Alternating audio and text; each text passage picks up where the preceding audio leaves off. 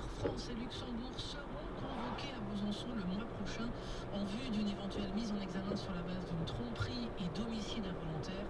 Le procureur de la République de Besançon l'annonce ce matin.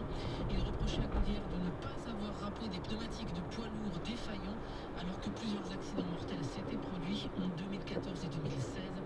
C'est une habitante du Doubs, épouse d'un chauffeur décédé dans un de ces accidents, qui a permis que l'affaire éclate et qu'une enquête soit rouverte. Dans un premier temps, elle avait été classée sans suite. Les agressions sexuelles et les viols reprochés à l'abbé Pierre, le Vatican savait depuis 1955. C'est la thèse d'un livre qui paraît aujourd'hui. L'abbé Pierre, la fabrique d'un saint.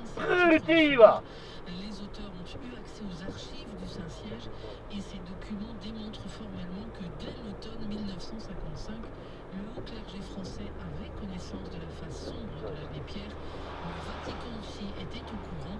Rien n'a été fait pour l'arrêter, Adèle Bellombry. C'est grâce à la déclassification des archives du pape Pie XII mort en 1958 que les deux autrices ont pu arriver à cette conclusion. Dès 1955, le Vatican demande à l'évêque de Versailles d'engager une procédure judiciaire contre l'abbé Pierre. Des choses immorales sont remontées noir sur blanc par un responsable religieux américain dans une lettre adressée au Saint-Office, une lettre qui dénonce les agressions sexuelles de l'abbé Pierre envers plusieurs femmes lors d'un voyage de 3 semaines aux États-Unis et au Canada en 1955. La crainte du scandale refroidit le diocèse de Versailles à l'époque, qui minimise et enterre l'affaire.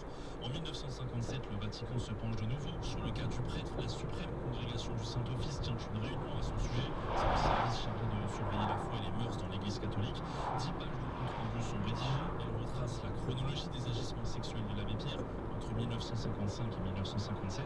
Mais en France, le haut clergé garde le silence et ne fait rien contre celui qui était vu comme un électron libre dans l'église, décrit l'une des autrices. Une info que vous retrouvez bien sûr détaillée sur ici.fr.